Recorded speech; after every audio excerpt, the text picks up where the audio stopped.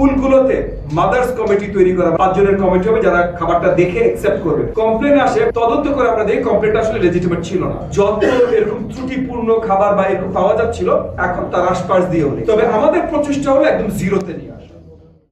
গত কয়েক মাস ধরে পাইলট চলছে। পাইলটের সফলতার ভিত্তিতে 2027 এর শুরু থেকে আমরা এটা ন্যাশনাল করতে চাই, পাইলটের সফলতার ভিত্তিতে।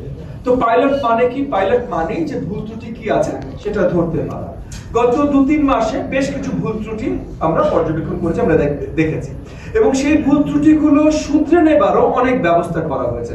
যেমন মনে করেন সাপ্লায়ারদের উপর আরো কড়া নজর রাখা, তাদের ফ্যাক্টরিগুলোতে স্পট ভিজিট করা, ডেলিভারি ড্রাইভার স্পেসিফিক নিয়োগ করা, ওই কোম্পানিগুলো ফুড টেকনিশিয়ান যেন নিয়োগ করে এটা বাধ্যতামূলক করা, স্কুলগুলোতে মাদার্স কমিটি তৈরি করা, মানে 3 জন মা সহ প্রাইমারি মানে হেড টিচার এবং একজন টিচার, 5 জনের কমিটি হবে যারা খাবারটা দেখে অ্যাকসেপ্ট করবে।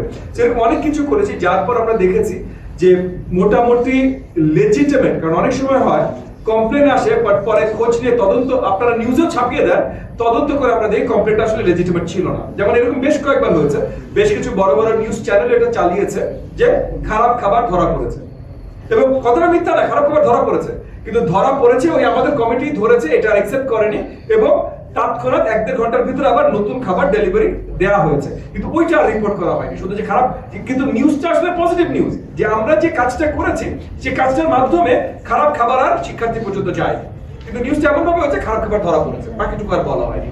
তো এই জায়গায় কিছু ভুল ত্রুটি আছে। তবে আমরা ইতিমধ্যে যা দেখছি যে আমরা এই চেঞ্জেস গুলো করার আগে, 2-2.5 মাস আগে যত এরকম ত্রুটিপূর্ণ খাবার বা এরকম পাওয়া যাচ্ছিল এখন তার আশপাশ দিয়েও নেই। তবে আমাদের প্রচেষ্টা হলো একদম জিরোতে নিয়ে আসা। সো এখনো যা 2-4টা যদি 2-1 সময় ভুল ত্রুটি থাকে সেগুলো জিরোতে আনার চেষ্টা করছি। এটার সফলতার উপরে ভিত্তি করে 2027 এর শুরু থেকে আমরা দেশব্যাপী করবো। পাইলট এভাবে কাজ চলছে।